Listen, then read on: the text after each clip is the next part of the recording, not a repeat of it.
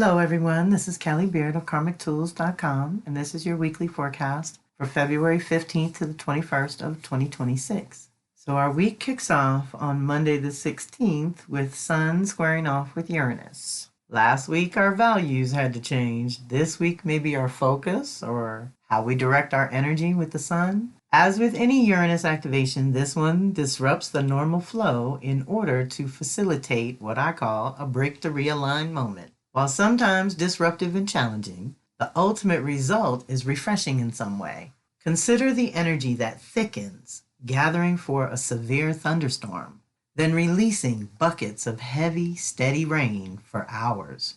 You sleep deeply and awaken to a bright sunny morning with birds chirping unusually loud outside your window. Got the visual? This activation is the necessary challenge that gets your attention that something better is available if you're willing to improvise and think on your feet. If you've been unusually restricted in some way, you may feel restless. Rather than being reactive to the unexpected shift within or without, it's best to take a pause for the cause, step back, and try to gain some perspective.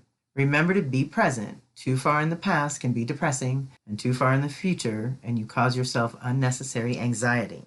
Breathe, be under the sky, invite clarity about the next step, and trust your gut. This energy, while sometimes uncomfortable and often sudden, is very necessary to disrupt any illusions or delusions that you may be holding on to. It's time to express yourself in new ways, so naturally the old ways stop working to get your attention. Deep breath. Same day on Monday, here comes the beginning of the Mercury retrograde activations. First, it's going to trine Jupiter. Going to do that 3 times over, February 16th, March 9th, and April 3rd. So this is what I mean by February, March, April, all being colored by the Mercury retrograde. This energetic phase offers a splendid opportunity to broaden your horizons, delve into new learning endeavors, or enroll in a class or workshop. It is a moment to lay the groundwork for future plans and begin organizing your aspirations. However, you might find yourself feeling less tethered to discipline and more drawn to creative impulses. While this creative surge at the outset is beneficial, eventually focus and discipline becomes essential to anchor your blossoming ideas, thoughts, or concepts into actual reality. If you remain self-aware, awake, and attentive, you will be able to naturally discern, see, and seize the opportunities as they present themselves. What might seem like luck is truly a reflection of your inner alignment with universal forces, your presence within your own body, a positive mindset, and ultimately, trust in your own instincts. Remember, it's about practice. Perfection is not the goal. Cultivating optimism and perceiving opportunities in every experience act as magnets for positivity, while naturally repelling negativity, steering you toward your desired destination. Seize this auspicious energy to forge connections that align with your current aspirations and intentions in life. So, Jupiter is trying to expand something. Trine is the ease and grace. So the retrograde means let's noodle it. Let's keep it on simmer. Let's let the spices get in there good. Let's do it low and slow while we figure out how we want to expand our creative ideas or our consciousness or our thinking in some way, our beliefs that need to serve us better, to cultivate that better relationship with your imagination. That's what this alignment's good for, and we're going to, hear about it 3 times over. So this is just the beginning. Then Tuesday the 17th brings our Aquarius new moon solar eclipse, the first one in a series of 5 that are going to come over the next couple of years. So this month we are ready to seed completely new patterns and cycles of being an individual contributor to a larger community. Every year we use this time to laser away the non-essential and anything blocking the new vision for the year from taking root. What is most important to you this year, 2026? Are you working on the new role that you want to play going forward at this new level of maturity and higher level of consciousness? And what kind of communities do you want to be a part of and contribute your energy to?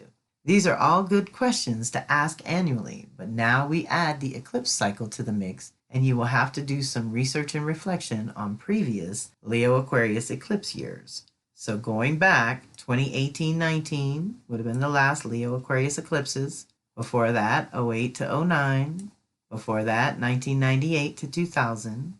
Before that, 1989 to 91. So you can keep going, but I like to do like the last 2 cycles to just reflect on for those old enough. Every 9 to 10 years, this is what happens. We have eclipses twice a year, every year. So there's always energy for change. What shifts along the way is the sign lessons and expressions. We are currently still navigating Virgo Pisces eclipses, but 2026 is what I call an overlap year, where we deal with both. So we will talk more about these on the Leo Aquarius nodes and eclipses call that's scheduled for August 20th, because it's later in the year when the node shifts. So that's when we're going to talk about it. But this is the first one. 6 months from now, February to August is 6 months apart.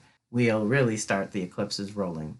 For our purposes this month, it increases the energy of new beginnings in our Aquarius department. These new beginnings are larger and more far-reaching than just this year. Eclipses are considered course correctors, whether you are a little or a lot off course, and they naturally interrupt the light, which allows us to break to realign wherever they fall in the chart. Generally, any solar eclipse activates your physical body, while the lunar eclipse will activate your emotional body. But together, your spiritual body should go to a completely new level. The lessons this month will center around love and objectivity, or the balance of attachment and detachment for you. Any Aquarius new moon supports you to dig into how your own unique essence can contribute to the community, humanity, or the greater good of the planet in some way. It is connecting to your heart and discerning what you most value and are willing to build or invest in, so that you are stabilized and whole enough to channel your own clean, authentic power for the greater good of all life.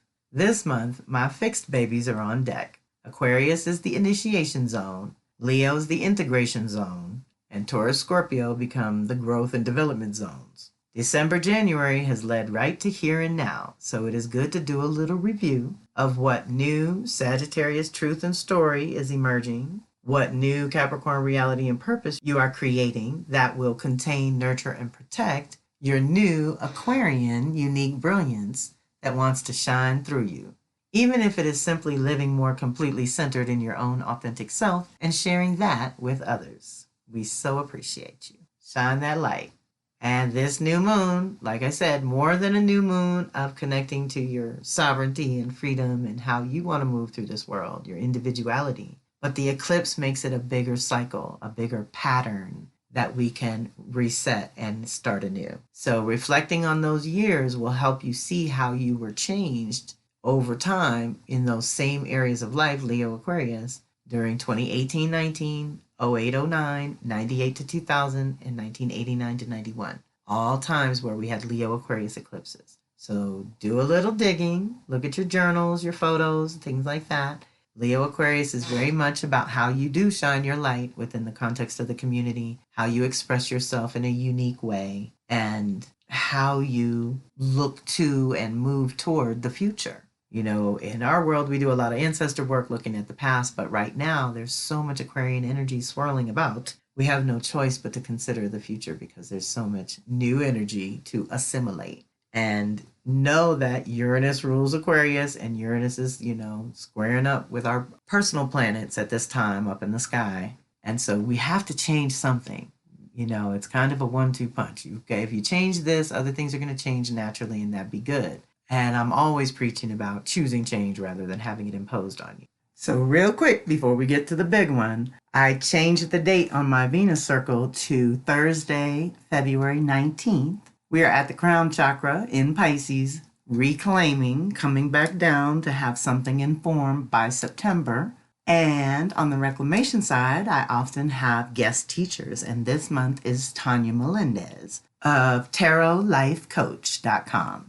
And we love her. She's guested and she is a Venus Circle member, and she's actually been a guest speaker many times. So if anyone wants to drop in, email me directly and I'll make sure you have access to join us. Now, all this leads to the biggest and most important activation of the month, maybe of the year. This is a big one that we've been waiting for and talking about and preparing for as best we can. Now we'll get to see how things unfold. Saturn in the sky meets Neptune in the sky at the world point of 0 Aries. So this is one of our more important and rare alignments, falling on February 20th, which is a Friday. Now, annually at spring equinox, we always tap into that 0 Aries world point, but this is much bigger. It's been 30 years since Saturn's been there and 165 years since Neptune's been there, so much bigger. It has much larger implications and far-reaching reverberations beyond this year. This is the seed point, the conjunction, the initiation. The last time Saturn and Neptune came together at all was in Capricorn in 1989. And the last time they met in Aries was in 1703, hundreds of years ago. Either way, we are stepping into unfamiliar territory. This alignment begins a new 35 to 37 year cycle, and because it occurs in Aries, it carries the energy of a true clean slate. This is not about repairing the past. It is about defining what comes next from the ground up. You know, this is the dreams and reality where you're going to manifest the dream or the nightmare. So let's see where we focus our imagination and our work. Faith without works is dead, right? This is coming together to bring such a power and strength to your relationship with your spirit team and how you move through this world, this lifetime. I mean, this is big, y'all. Saturn, the planet of reality, purpose, responsibility, structure, and foundation, is meeting Neptune, the planet of dreams, spirituality, mysticism, and alternate realities, to initiate an entirely new cycle on individual, social, and collective levels of life. No one is exempt. This is a moment of convergence where what is imagined must become embodied, and what is real must be infused with soul, spirit, depth, and meaning. There is a combination of things happening here. On one hand, individually, we would be happier and better off if we would take more personal responsibility, make more choices that ensure self-preservation, and be more proactive about our dreams and desires. On the other hand, collectively, we are deluded, confused, and for those who cling, drowning with a past that is permanently and completely dissolving at this time. Deep breath. Individually, this cycle asks us to take radical personal responsibility for our lives, our own energy, and our biggest dreams. The medicine here is self-preservation and conscious choice. Ask yourself daily, what strengthens me? What depletes me? Choose practices that support your nervous system and your physical body. Consistent sleep, nourishing food, time in nature, and movement that builds strength and endurance. Pair this with intentional dreaming, journaling your desires, tracking intuitive insights, meditating with a single question, or creating a vision altar that anchors your long-term intentions would all be good things to consider this month. Dreams need containers if they're going to survive this cycle. Collectively, we are witnessing the collapse of outdated systems, identities, and agreements. Many are clinging to what is dissolving and feeling overwhelmed, confused, or disoriented. This is not a time to overextend yourself or carry more than your share. A new collective dream can only be born if individuals are resourced, grounded, and clear. Strengthen your personal individual systems first. Simplify your life. Reduce unnecessary obligations. Create rhythms that allow you to recover as much energy as you are investing in work, creativity, and others.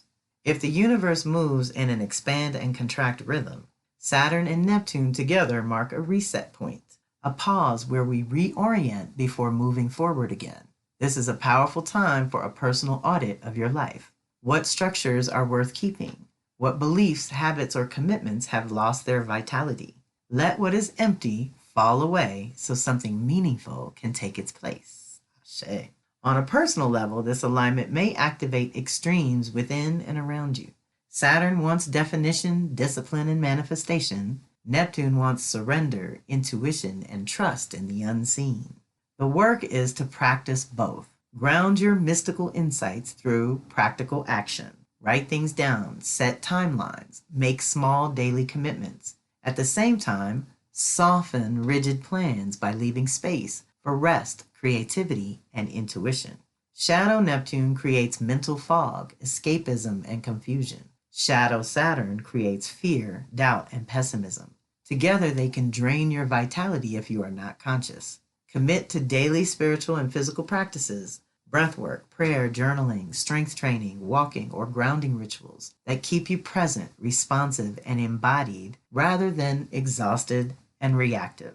On a social level, this cycle demands clearer boundaries and more intentional participation. Be mindful of what and who you give your energy to.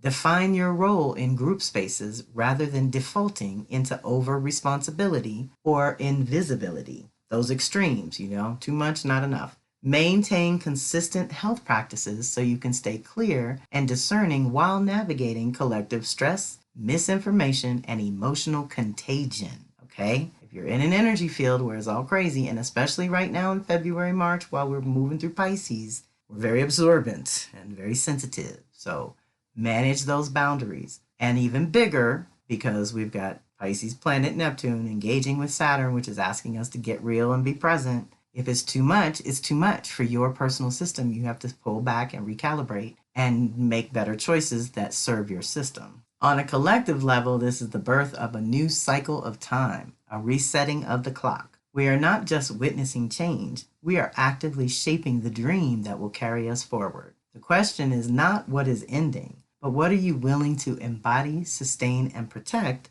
as the new beginning takes form? Deep breath. That is our very powerful, potent week and the most rare alignment we're going to have for a minute here. And wherever 0 Aries is for you is where this reset is happening personally. In that area of life, it is a very big deal to consciously co-create with. So I want to thank you for listening. Thank you for being part of the community. Join us when and where you can. Reach out when you need to, and have a fantastic week. This is Kelly Beard of Karmic Tools signing off.